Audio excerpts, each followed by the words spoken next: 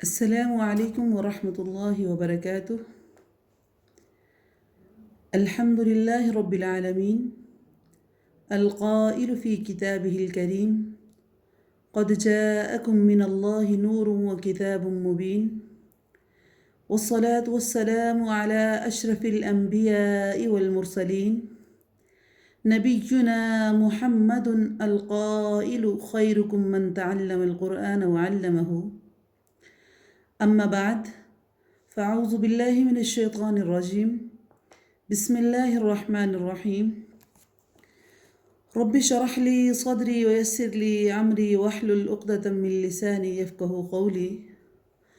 رب زدني علما، رب زدني علما، اللهم ربنا زدنا علما.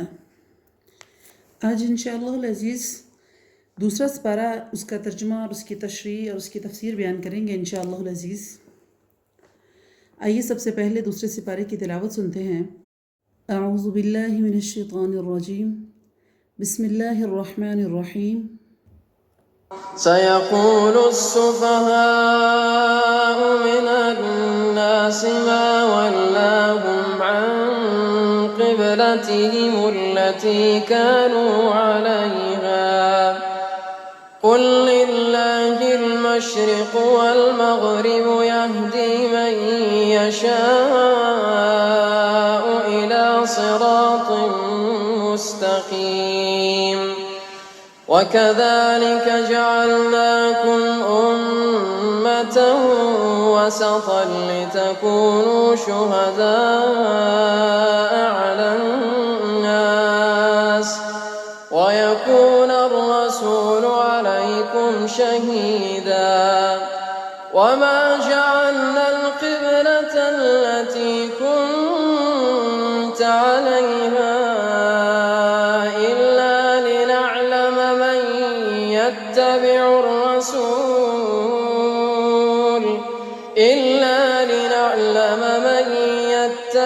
الرسول ممن ينقلب على عقبيه وإن كانت لكبيرة إلا على الذين هدى الله وما كان الله ليضيع إيمانكم إن الله بالناس لرؤوف رحيم.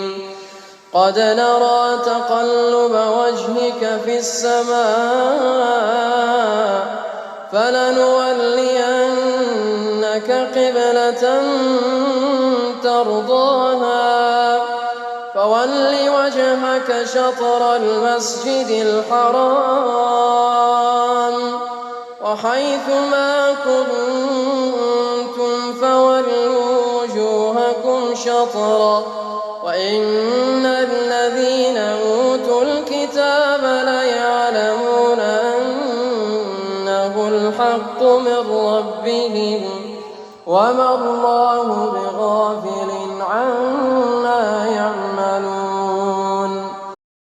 سيقول السفهاء من الناس ما ولاهم عن قبلتهم التي كانوا عليها قل لله المشرق والمغرب يهدي من يشاء إلى صراط मुस्तकीम। अनकरीब नादान लोग कहेंगे कि जिस किबला पर ये थे, इससे इन्हें किस चीज़ ने हटाया है। तो ए मोहम्मद सल्लल्लाहु अलैहि वसल्लम, आप कह दीजिए कि मशरिक़ और मग़रिब का मालिक अल्लाह रब्बुल इज़्ज़त की ज़ात ही है, वो जिसे चाहे सीधी राह की हदायत कर दे। जब रसूलुल्लाह सल्लल्लाहु अलैहि वसल्लम ने मक्का से मदीना की तरफ हिजरत की तो 16 या 17 महीने तक रसूलुल्लाह सल्लल्लाहु अलैहि वसल्लम और सहाबा इकराम बैतुल मक़दस की तरफ रुख करके नमाज़ पढ़ते रहे, लेकिन उनकी दिली ख्वाहिश थी कि वो खाना काबा की तरफ रुख कर नमाज़ पढ़ें, जो कि किबला इब्राहीमी है। और इसके लिए रसूलुल्लाह सल्लल्लाहु अलैहि वसल्लम दुआ भी फरमाते थे और बार बार आसमान की तरफ नज़र भी उठाते थे। आखिरकार अल्लाह रब्बुल इज़्ज़त ने तहवील काबा यानी काबा को तब्दील करने का हुक्म दे दिया, जिस पर यहूदी और मुनाफिकीन ने शोर मचाया। हालांकि नमाज अल्लाह की इबादत है और इबादत में आबिद जिस तरह हुक्म देता है उस तरह इंसान करने का पाबंद होता है, इसलिए जिस तरफ अल्लाह ने रुख फेर दिया उस तरफ फिर जाना ज़रूरी था। چاہے وہ مشرق کی طرف ہوتا یا مغرب کی طرف ہوتا، اس لیے کہ مشرق اور مغرب اس کی کوئی ویلیو نہیں ہے، ویلیو اس عابد کی ہے جس نے اپنی عبادت کا کرنے کا حکم دیا ہے اور اس نے ہی اس کو قبلہ کو تحویل کیا ہے۔ تو جب مسلمانوں نے قبلہ چینج کیا تو کافر طرح طرح کی باتیں کرنے لگ پڑے۔ تو جب انہوں نے یہ بات کی تو اللہ رب العزت نے کہا، اے محمد آپ ان سے کہہ دیجئے کہ مشرق بھی اللہ کی ہے اور مغرب بھی اللہ کی ہے، اللہ جسے چاہتا ہے سیدھے راستے کی طرف ہدایت دے دیتا ہے۔ جس وقت تحویل کعبہ کو حکم آیا اس وقت عصر کا وقت تھا، تو پھر مسلمانوں نے مدینہ ہی میں سے مکہ کی طرف یعنی خانہ کعبہ کی طرف منہ کر نماز پڑھی۔ وَكَذَلِكَ جَعَلْنَاكُمْ أُمَّةً وَسَطًا لِتَكُونُوا شُهَدَاءَ عَلَى النَّاسِ وَيَكُونَ الرَّسُولُ عَلَيْكُمْ شَهِيدًا، اور ہم نے اسی طرح تمہیں عادل امت بنایا ہے تاکہ تم لوگوں پر گواہ ہو جاؤ اور رسول اللہ صلی اللہ علیہ وسلم بھی تم پر گواہ ہو جائیں۔ جس قبلے پر تم پہلے تھے اسے ہم نے صرف اس لیے مقرر کیا تھا کہ ہم جان لیں کہ رسول کا سچا تابعدار کون ہے اور کون ہے جو اپنی ایڑیوں پر پلٹ جاتا ہے۔ گو یہ کام مشکل ہے مگر جنہیں اللہ تعالیٰ نے ہدایت دی ان کے لیے کوئی مشکل نہیں ہے۔ اللہ تعالیٰ تمہارے ایمان کو ضائع نہیں کرے گا۔ اللہ تعالیٰ لوگوں کے ساتھ شفقت اور مہربانی کرنے والا ہے۔ امتاً وسطاً، وسطن کے لغوی معنی تو درمیان کے ہیں، لیکن یہاں بہتر اور افضل کے معنی میں بھی استعمال ہوتا ہے، اور یہاں اسی معنی میں استعمال ہوا ہے۔ جس طرح تمہیں سب سے پہلے بہتر قبلہ عطا کیا، اسی طرح تمہیں سب سے بہتر امت بنایا گیا ہے۔ مقصد اس کا یہ ہے کہ تم لوگوں پر گواہی دو۔ احادیث میں آتا ہے کہ جب اللہ تعالیٰ پیغمبروں سے قیامت والے دن پوچھے گا کہ کیا تم نے میرا پیغام لوگوں تک پہنچا دیا تھا، تو وہ جواب دیں گے کہ بے شک اللہ ہم نے تیرا پیغام پہنچا دیا ہے۔ تو اللہ تعالیٰ فرمائیں گے تمہارا کوئی گواہ ہے؟ وہ کہیں گے ہاں، محمد رسول اللہ صلی اللہ علیہ وسلم اور ان کی امت۔ چنانچہ رسول اللہ صلی اللہ علیہ وسلم اور یہ امت گواہی دے گی، اسی لیے اس کو عادل بھی کہا گیا ہے۔ اور دوسرے ایک معنی وسط کے ہیں اعتدال کے، یعنی امت معتدل، یعنی افراط و تفرید سے پاک۔ یہ اسلام کی تعلیمات کے اعتبار سے ہے کہ اس میں اعتدال ہے، حد سے بڑھ جانا نہیں ہے۔ قد نرى تقلب وجهك في السماء فلنولينك قبلة ترضاها فول وجهك شطر المسجد الحرام، اور ہم آپ کے چہرے کو بار بار آسمان کی طرف اٹھتے ہوئے دیکھ رہے ہیں، اور اب ہم آپ کو اس قبلہ کی جانب متوجہ کریں گے جس سے آپ خوش ہو جائیں گے۔ آپ اپنا منہ مسجد حرام کی طرف پھیر لیں، اور آپ جہاں کہیں بھی ہوں اپنا منہ اسی کی طرف پھیرا کریں۔ اہل کتاب کو اس بات کے کہ اللہ کی طرف سے برحق ہونے کا قطعی علم ہے، اور اللہ تعالیٰ ان اعمال سے غافل نہیں ہے جو یہ کرتے ہیں۔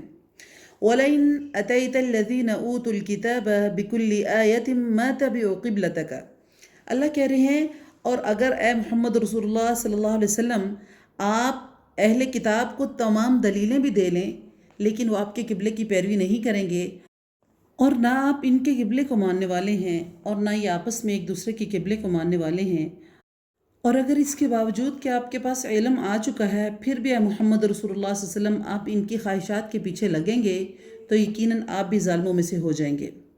الذین آتیناہم الکتاب یعرفونہ کما یعرفون ابناءہم، اللہ رب العزت کہہ رہے ہیں کہ جنہیں ہم نے کتاب دی ہے وہ اسے ایسے پہچانتے ہیں جیسے کوئی اپنے بچوں کو پہچانتا ہے، اور ان کی ایک جماعت حق کو پہچانتی ہے اور پھر اس کو چھپاتی ہے۔ الحق من ربک فلا تکونن من الممترین، اور یقیناً حق آپ کے رب کی طرف سے ہے اور خبردار آپ کہیں شک کرنے والوں میں سے نہ ہو جانا۔ وَلِكُلٍّ وِجْهَةٌ هُوَ مُوَلِّيهَا فَاسْتَبِقُوا الْخَيْرَاتِ، اللہ رب العزت فرما رہے ہیں ہر شخص ایک نہ ایک طرف متوجہ ہو رہا ہے، تو تم نیکیوں کی طرف دوڑو، جہاں کہیں بھی تم ہوگے اللہ تعالیٰ تمہیں لے آئے گا۔ اللہ تعالیٰ ہر چیز کے اوپر قادر ہے۔ وَمِنْ حَيْثُ خَرَجْتَ فَوَلِّ وَجْهَكَ شَطْرَ الْمَسْجِدِ الْحَرَامِ، اور اے محمد رسول اللہ صلی اللہ علیہ وسلم آپ جہاں سے نکلیں اپنا منہ نماز کے لیے مسجد حرام کی طرف کر لیا کریں، یہی حق ہے آپ کے رب کی طرف سے، اور جو کچھ تم کر رہے ہو اللہ اس سے بے خبر نہیں ہے۔ وَمِنْ حَيْثُ خَرَجْتَ فَوَلِّ وَجْهَكَ شَطْرَ الْمَسْجِدِ الْحَرَامِ، اور آپ جس جگہ سے بھی آپ نکلیں اپنا منہ مسجد حرام کی طرف پھیر لیں، اور جہاں کہیں تم ہو اپنے چہرے کو اسی کی طرف کیا کرو تاکہ لوگوں پر کوئی حجت باقی نہ رہے سوائے ان لوگوں کے جنہوں نے ان میں سے ظلم کیا۔ تم ان سے نہ ڈرو، مجھ سے ڈرو تاکہ میں اپنی نعمت کو تم پر پورا کروں، اور اس لیے بھی کہ تم راہ راست پر آ جاؤ۔ اب یہاں قبلہ کی طرف منہ کرنے کا حکم 3 بار دہرایا گیا ہے۔ یہ تاکید اس کی اہمیت واضح کرنے کے لیے اور یہ بتانے کے لیے کہ اللہ کا حکم جو ہے وہ لوگوں کے دلوں میں راسخ ہو جائے، کوئی ان میں علت باقی نہ رہے۔ یہ حکم اللہ رب العزت نے بہت سی وجوہات کی بنا پر دیا ہے۔ ان میں ایک وجہ نبی کریم صلی اللہ علیہ وسلم کی مرضی اور خواہش تھی جس کو اللہ نے اوپر بیان کیا ہے۔ دوسری، اللہ رب العزت نے ہر دین اور صاحب دعوت کے لیے ایک مستقل مرکز کا وجود بنایا ہے اور پھر دوبارہ اس کو دہرایا ہے۔ اور تیسری چیز، مخالفین کے اعتراضات کا اللہ رب العزت نے ازالہ کیا ہے کہ جو عابد چاہے گا وہی لوگوں کی مرضی ہونی چاہیے، نہ کہ لوگوں کی ذاتی خواہشات۔ کما ارسلنا فیکم رسولا منکم یتلو علیکم آیاتنا ویزکیکم ویعلمکم الکتاب والحکمہ وَيُعَلِّمُكُم مَّا لَمْ تَكُونُوا تَعْلَمُونَ۔ جس طرح ہم نے تمہیں میں سے رسول بھیجا جو ہماری آیتیں تمہارے سامنے تلاوت کرتا ہے، تمہیں پاک کرتا ہے، تمہیں کتاب اور حکمت سکھاتا ہے اور ان چیزوں کا علم سکھاتا ہے جن سے تم بے علم تھے۔ کما کا تعلق ما قبل کلام سے ہے، یعنی اتمام نعمت اور توفیق ہدایت تمہیں اسی طرح ملی ہے جس طرح اس سے پہلے تمہارے اندر تمہیں میں سے ایک رسول بھیجا جو تمہارا تزکیہ کرتا تھا، تمہیں کتاب و حکمت کی تعلیم دیتا تھا اور تمہیں ان چیزوں کا علم دیتا تھا جس کا تمہیں علم پہلے نہیں تھا۔ فَاذْكُرُونِي أَذْكُرُكُمْ وَاشْكُرُوا لِي وَلَا تَكْفُرُونَ۔ اسی لیے تم میرا ذکر کرو، میں تمہیں یاد کروں گا، میری شکر گزاری کرو اور ناشکری نہ کرو۔ اللہ رب العزت یہاں پر نعمتوں کے شکر کے بارے میں کہہ رہے ہیں کہ ان نعمتوں پر تم میرا شکر ادا کرو، میرا ذکر کرو، کفران نعمت نہ کرو۔ ذکر کا مطلب ہے ہر وقت اللہ کو یاد کرنا، یعنی اس کی تسبیح، تحلیل، تکبیر بلند کرنا۔ شکر کا مطلب ہے اللہ کی دی ہوئی قوتوں، توانائیوں کو اس کی اطاعت میں صرف کرنا۔ اللہ تعالیٰ نے جو انسان کو قوتیں دی ہیں اس کو اللہ کی نافرمانی میں خرچ نہ کرنا، یہ اللہ تعالیٰ کی ناشکری ہے یا کفران نعمت ہے کہ اگر اللہ ہمیں دیتا ہے اور ہم اس کا شکر ادا نہیں کرتے، کیونکہ اللہ رب العزت نے فرمایا ہے لَإِن شَكَرْتُمْ لَأَزِيدَنَّكُمْ، اگر تم میرا شکر ادا کرو گے تو میں تمہیں اور زیادہ نوازوں گا، لیکن اگر تم ناشکری کرو گے تو یاد رکھو کہ اللہ کا عذاب بہت سخت ہے۔ یا ایھا الذین آمنوا استعینوا بالصبر والصلاة ان اللہ مع الصابرین۔ اے ایمان والو، صبر اور نماز کے ذریعے مدد چاہو، اللہ تعالیٰ صبر والوں کا ساتھ دیتا ہے۔ انسان کی 2 ہی حالتیں ہوتی ہیں، آرام یا تکلیف و پریشانی۔ نعمت میں شکر الہی کی تلقین اور تکلیف میں صبر اور اللہ کی استعانت کی تاکید۔ حدیث میں آتا ہے کہ مومن کا معاملہ بھی عجیب ہے، اسے خوشی پہنچتی ہے تو اللہ کا شکر کرتا ہے، تکلیف پہنچتی ہے تو صبر کرتا ہے، اور مومن کے لیے دونوں حالتیں ہی خیر کے لیے ہیں۔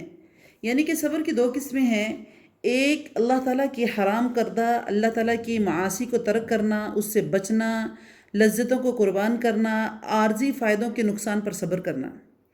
دوسرا ہے احکام الہیہ کو بجا لانے کے لیے جو مشقتیں اور تکلیفیں آئیں انہیں صبر اور ضبط کے ساتھ برداشت کرنا۔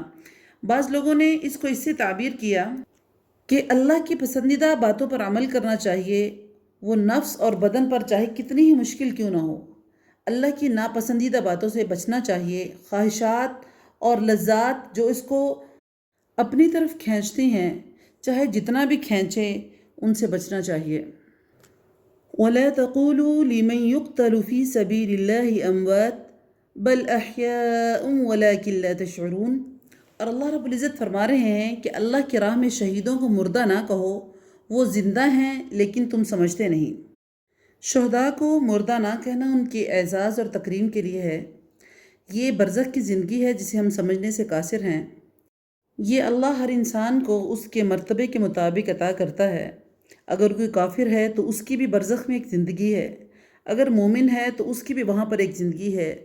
شہید کی روح اور بعض روایت میں ہے کہ مومن کی روح بھی ایک پرندے کے جوف یعنی کہ سینہ میں جنت میں جہاں چاہتی ہے پھرتی ہے۔ سبحان اللہ۔ وَلَنَبْلُوَنَّكُمْ بِشَيْءٍ مِّنَ الْخَوْفِ وَالْجُوعِ وَنَقْصٍ مِّنَ الْأَمْوَالِ وَالْأَنفُسِ وَالثَّمَرَاتِ وَبَشِّرِ الصَّابِرِينَ، اور ہم کسی نہ کسی طرح تمہاری آزمائش ضرور کریں گے، دشمن کے ڈر سے، بھوک کے ڈر سے، مال اور جان اور پھلوں کی کمی کے ڈر سے، اور اللہ کہتے ہیں صبر کرنے والوں کو خوشخبری دے دیجئے۔ صبر کرنے والے لوگ کون ہیں؟ الذین اذا اصابتہم مصیبہ، وہ لوگ جنہیں کب کوئی مصیبت پہنچتی ہے تو قالوا انا للہ و انا الیہ راجعون، تو کہہ دیا کرتے ہیں کہ ہم تو اللہ ہی کی ملکیت ہیں اور ہمیں اللہ ہی کی طرف لوٹ کر جانا ہے۔ اولئک علیہم صلوات من ربہم ورحمہ واولئک هم المہتدون، اور ان پر ان کے رب کی نوازشیں ہیں، رحمتیں ہیں، اور یہی لوگ ہدایت یافتہ ہیں۔ آگے اللہ رب العزت صفا مروہ کا ذکر کر رہے ہیں، حج عمرہ کا ذکر کر رہے ہیں، اللہ کی نشانیوں کا ذکر کر رہے ہیں۔ اللہ رب العزت فرما رہے ہیں ان الصفا والمروة من شعائر اللہ فمن حج البیت او اعتمر فلا جناح علیہ ان یطوف بہما ومن تطوع خیرا فإن اللہ شاکر علیم، کہ صفا اور مروہ اللہ کی نشانیوں میں سے نشانیاں ہیں، اس لیے بیت اللہ کا حج اور عمرہ کرنے والوں پر اس کا طواف کر لینے میں کوئی گناہ نہیں ہے، اور اپنی خوشی سے بھلائی کرنے والوں کا اللہ قدردان ہے اور اللہ انہیں خوب جاننے والا ہے۔ صفا اور مروہ کے درمیان سعی کرنا حج کا ایک رکن ہے، لیکن قرآن کے الفاظ کوئی گناہ نہیں سے بعض صحابہ کو یہ شبہ ہوا کہ شاید یہ ضروری نہیں ہے۔ حضرت عائشہ رضی اللہ تعالیٰ عنہ کے علم میں جب یہ بات آئی تو انہوں نے فرمایا اگر اس کا یہ مطلب ہوتا تو پھر اللہ رب العزت یوں فرماتا فلا جناح علیہ الا یطوف بہما، کہ اگر ان کا طواف نہ کرے تو کوئی گناہ نہیں ہے۔ پھر اس کی شان نزول بیان فرمایا کہ انصار قبول اسلام سے پہلے ایک بت جس کا نام کے اوپر تلبیہ کرتے تھے، منات بت کے نام پر تلبیہ کرتے تھے، جس کی وہ مسلسل پہاڑی پر عبادت کرتے تھے، اور پھر مکہ پہنچ کر ایسے لوگ صفا مروہ کے درمیان سعی کو گناہ سمجھتے تھے۔ مسلمان ہونے کے بعد انہوں نے رسول اللہ صلی اللہ علیہ وسلم سے پوچھا تو یہ آیت نازل ہوئی جس میں کہا گیا کہ صفا مروہ کے درمیان سعی کرنا گناہ نہیں ہے۔ اور بعض حضرات نے اس کا پس منظر اس طرح بیان کیا کہ جاہلیت میں مشرکوں نے صفا پہاڑی پر ایک بت اصاف جو ہے وہ اور دوسری پہاڑی مروہ پہاڑی کے اوپر نائلہ بت رکھا ہوا تھا، جنہیں وہ سعی کے دوران بوسہ دیتے تھے یا چھوتے تھے۔ جب لوگ مسلمان ہوئے تو ان کے ذہن میں آیا کہ صفا مروہ کے درمیان سعی تو شاید گناہ ہو، کیونکہ اسلام سے قبل 2 بتوں کی وجہ سے وہ سعی کرتے تھے۔ تو اللہ تعالیٰ نے اس آیت میں ان کے وہم کو دور کیا اور فرمایا یہ سعی ضروری ہے، جس کا آغاز صفا سے ہوتا ہے اور خاتمہ مروہ کے اوپر ہوتا ہے۔ ان الذین یکتمون ما انزلنا من البینات والہدی من بعد ما بینہ للناس فی الکتاب اولئک یلعنہم اللہ ویلعنہم اللاعنون، اور جو لوگ ہماری اتاری ہوئی دلیلوں اور ہدایت کو چھپاتے ہیں باوجود ہم اسے اپنی کتاب میں لوگوں کے لیے بیان کر چکے ہیں، ان لوگوں پر اللہ کی اور تمام لعنت کرنے والوں کی لعنت ہے۔ الا الذین تابوا واصلحوا وبینوا فاولئک اتوب علیہم وانا التواب الرحیم، مگر وہ لوگ جو توبہ کر لیں اور اصلاح کر لیں اور بیان کر دیں تو میں ان کی توبہ قبول کر لیتا ہوں، اور میں توبہ قبول کرنے والا اور رحم کرنے والا ہوں۔ پچھلی آیت میں اللہ رب العزت نے ان لوگوں کے بارے میں کہا ہے کہ وہ لوگ جو اللہ تعالیٰ کی اتاری دلیلوں یا ہدایت کو چھپا لیتے ہیں، تو اللہ رب العزت ان کے بارے میں کہہ رہے ہیں کہ اللہ کی کتاب جو اللہ نے نازل فرمائی اسے چھپانا اتنا بڑا جرم ہے کہ اللہ کے علاوہ دیگر لعنت کرنے والوں کی بھی ان کے اوپر لعنت ہوتی ہے۔ ان الذین کفروا وماتوا وهم کفار اولئک علیہم لعنت اللہ والملائکۃ والناس اجمعین، یقیناً وہ کفار جو اپنے کفر میں ہی مر جائیں ان پر اللہ کی، فرشتوں کی اور تمام لوگوں کی لعنت ہے۔ اس سے پتہ چلتا ہے کہ یہ علم جو ہے یقینی ہے کہ ان کا خاتمہ کفر کے اوپر ہوا، اس لیے ان کے اوپر لعنت جو ہے جائز ہے۔ اس کے علاوہ کسی بڑے سے بڑے گناہگار مسلمان پر لعنت کرنا جائز نہیں ہے، کیونکہ ممکن ہے مرنے سے پہلے اس نے توبہ کر لی ہو، یا اس کے دیگر اعمال جو ہیں، نیکیاں جو ہیں، اس کے گناہوں کے اوپر قلم پھیر دیں، جس کا علم ہمیں نہیں ہو سکتا۔ اس لیے البتہ ہم کسی کے لیے ایسا خود اپنی طرف سے لعنت کا لفظ بولنا جن کے کفر کے بارے میں ہمیں کلیئر نہیں ہے، ہمارے لیے جائز نہیں ہے کہ ہم ان کے اوپر لعنت کریں۔ خالدین فیہا لا يخفف عنهم العذاب ولا هم ينظرون، یہ اس میں ہمیشہ ہمیشہ رہیں گے اور نہ ہی ان سے عذاب ہلکا کیا جائے گا اور نہ ہی انہیں ڈھیل دی جائے گی۔ وَإِلَٰهُكُمْ إِلَٰهٌ وَاحِدٌ لَا إِلَٰهَ إِلَّا هُوَ الرَّحْمَٰنُ الرَّحِيمُ، اور تم سب کا معبود ایک ہی معبود ہے، اس کے سوا کوئی معبود برحق نہیں ہے، اور وہ بہت رحم کرنے والا اور بڑا مہربان ہے۔ إِنَّ فِي خَلْقِ السَّمَاوَاتِ وَالْأَرْضِ وَاخْتِلَافِ اللَّيْلِ وَالنَّهَارِ وَالْفُلْكِ الَّتِي تَجْرِي فِي الْبَحْرِ بِمَا يَنْفَعُ النَّاسَ وَمَا أَنزَلَ اللَّهُ مِنَ السَّمَاءِ مِن مَّاءٍ فَأَحْيَا بِهِ الْأَرْضَ بَعْدَ مَوْتِهَا وبث فيها من كل دابة وتصريف الرياح والسحاب المسخر بين السماء والأرض لآيات لقوم يعقلون۔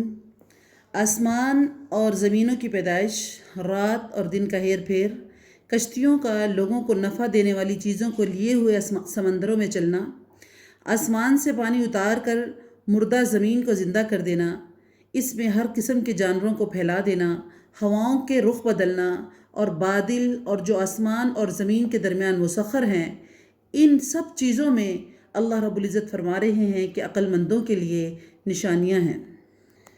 رات اور دن ایک دوسرے کے بعد آگے پیچھے آتے ہیں، دن کو روشنی اور رات کو اندھیرا ہو جاتا ہے۔ دن کو روشنی ہوتی ہے تاکہ لوگ کاروبار کر سکے، معاش ہو سکے، اور آرام رات میں کیا جاتا ہے۔ پھر رات کا لمبا اور دن کا چھوٹا ہونا، اس کے برعکس دن کا لمبا اور رات کا چھوٹا ہونا، یہ ساری چیزیں جو ہیں یہ اللہ رب العزت کے ہاتھ میں ہیں۔ اللہ رب العزت جیسے چاہتا ہے اس کو چلاتا ہے۔ وَمِنَ النَّاسِ مَن يَتَّخِذُ مِن دُونِ اللَّهِ أَندَادًا يُحِبُّونَهُمْ كَحُبِّ اللَّهِ وَالَّذِينَ آمَنُوا أَشَدُّ حُبًّا لِلَّهِ وَلَوْ يَرَى الَّذِينَ ظَلَمُوا إِذْ يَرَوْنَ الْعَذَابَ أَنَّ الْقُوَّةَ لِلَّهِ جَمِيعًا وَأَنَّ اللَّهَ شَدِيدُ الْعَذَابِ۔ بعض لوگ ایسے بھی ہیں جو اللہ کے شریک اوروں کو ٹھہرا کر ان سے ایسی ہی محبت کرتے ہیں جیسے محبت اللہ تعالیٰ سے ہونی چاہیے، اور ایمان والے اللہ کی محبت میں بہت سخت ہوتے ہیں۔ کاش کے مشرک لوگ جانتے کہ جب کہ اللہ کے عذاب کو یہ دیکھ لیں گے کہ تمام طاقت اللہ ہی کو ہے اور اللہ سخت عذاب دینے والا ہے، تو اس وقت یہ سوچیں گے کہ کاش کہ یہ ہرگز شرک نہ کرتے۔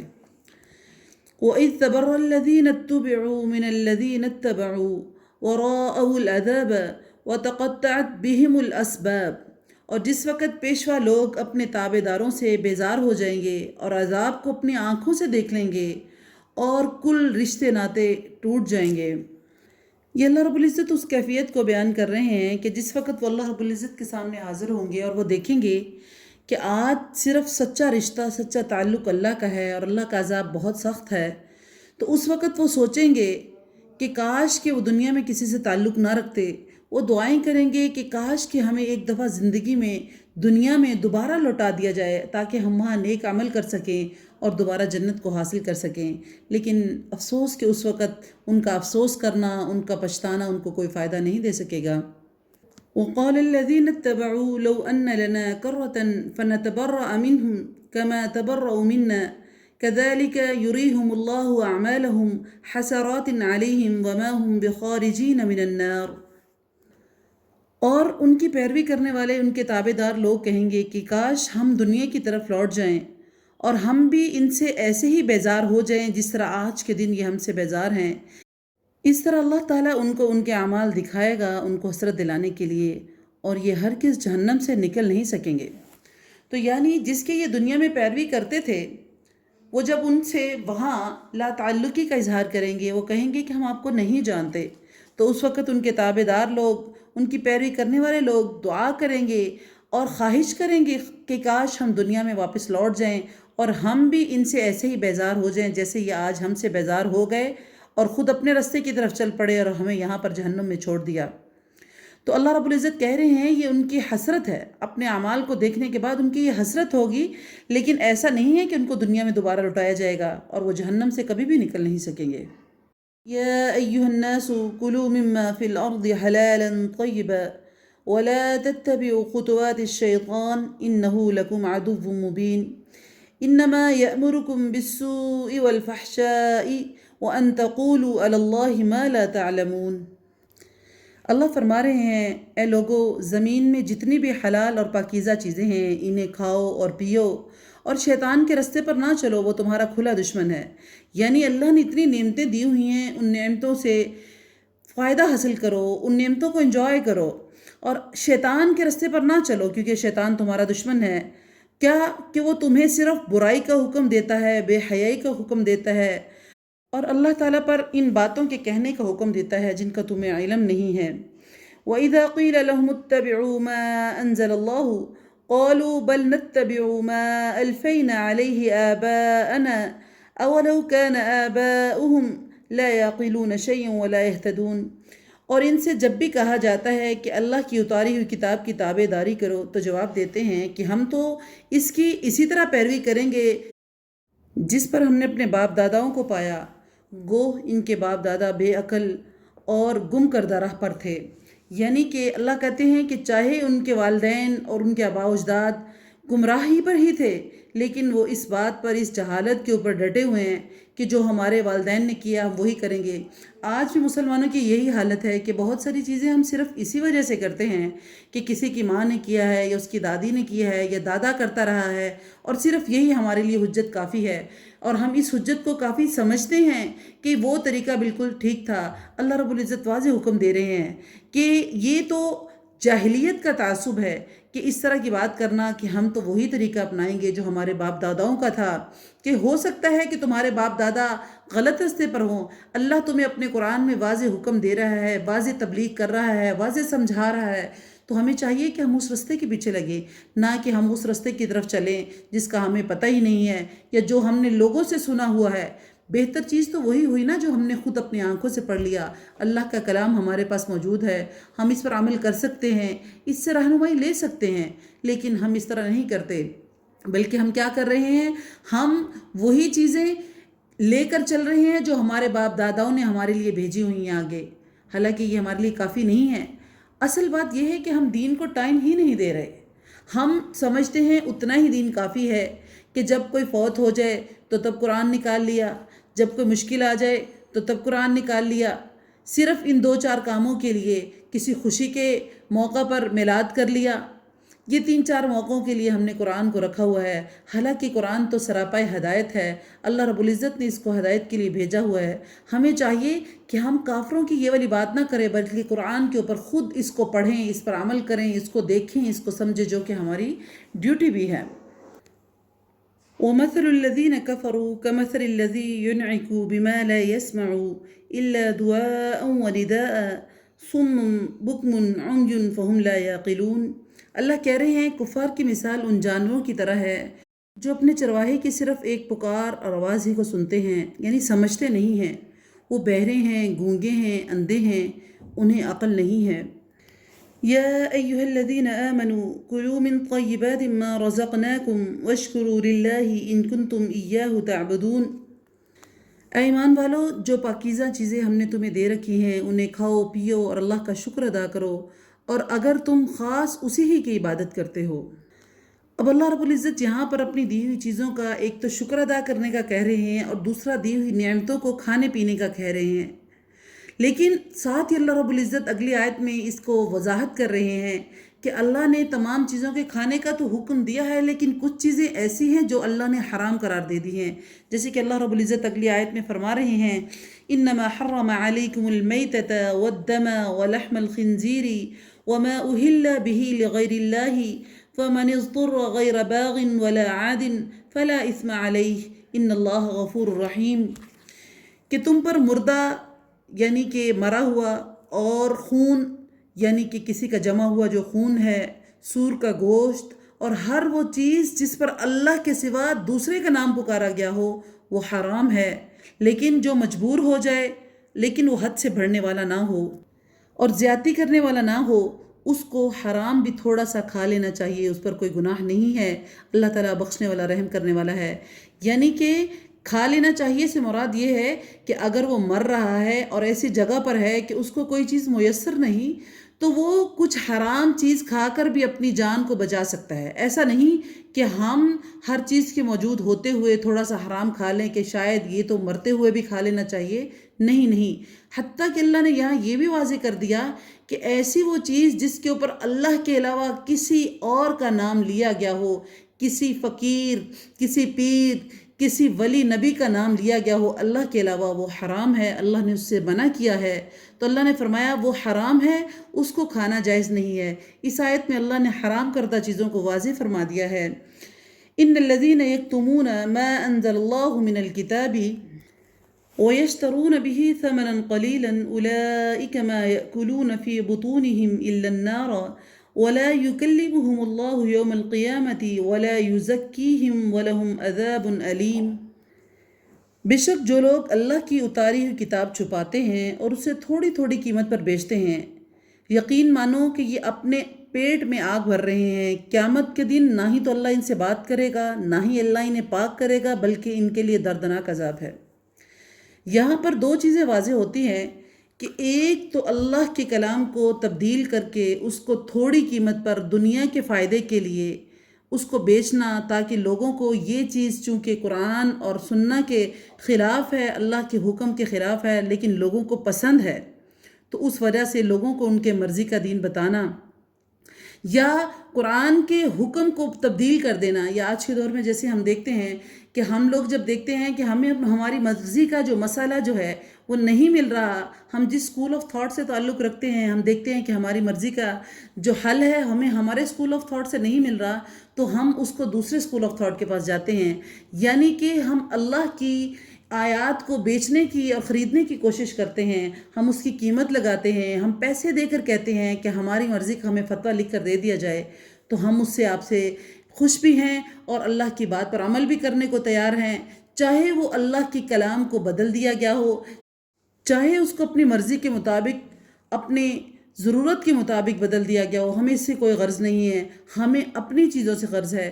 تو ایسی صورت میں وہ لوگ جو اللہ کی آیات کو بیچتے ہیں دنیا کا فائدہ لینے کے لیے، یا اللہ کی آیات میں تحریف کرتے ہیں، یا دوسری صورت میں کہ اپنی مرضی کے مسئلے کو چاہنے کے لیے لوگوں کو، علماء کو جا کر، جو دین کے نام کے اوپر ایک دبا ہے، ان کے پاس جاتے ہیں اور ان کو جا کر کہتے ہیں ہماری مرضی کا ہمیں مسئلہ بتا دیا جائے، تو یہاں اللہ رب العزت ان کے بارے میں فرما رہے ہیں کہ یہ ایسے لوگ ہیں، یہ اپنے پیٹوں میں جہنم کی آگ ڈال رہے ہیں۔ اللہ ان سے قیامت والے دن کلام بھی نہیں کرے گا، اللہ ان کو پاک بھی نہیں کرے گا، اور ان کے لیے دردناک عذاب ہے۔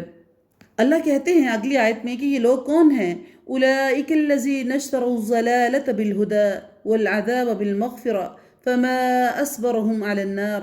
یہ وہ لوگ ہیں جنہوں نے گمراہی کو ہدایت کے بدلے اور عذاب کو مغفرت کے بدلے خرید لیا ہے۔ یہ لوگ آگ کا عذاب کتنا برداشت کرنے والے ہیں۔ اللہ کہتے ہیں میں پھر ان کو دیکھوں گا ان کی کتنی کیپیسٹی ہے، یہ کتنا برداشت کر سکیں گے اللہ رب العزت کے عذاب کو۔ یہ جو دنیا کی چیزوں کو چاہتے ہیں، دنیا کی چیزوں کی خواہش کرتے ہیں، تو میں دیکھوں گا کہ جس وقت میرا عذاب ان کے اوپر آئے گا یہ اس پر اوپر صبر کر سکیں گے یا نہیں کر سکیں گے۔ اس کی وجہ بھی اللہ نے بیان کر دی ہے، ذَلِكَ بِأَنَّ اللَّهَ نَزَّلَ الْكِتَابَ بِالْحَقِّ وَإِنَّ الَّذِينَ اخْتَلَفُوا فِي الْكِتَابِ لَفِي شِقَاقٍ بَعِيدٍ۔ ان عذابوں کی وجہ یہی ہے کہ اللہ تعالیٰ نے سچی کتاب اتار دی ہے، اب اس کتاب میں جو اختلاف کرنے والے ہیں وہ یقیناً دور کے خلاف میں ہیں، یعنی کہ وہ دور کی گمراہی میں ہیں، ان کے لیے کوئی بھی رستہ نہیں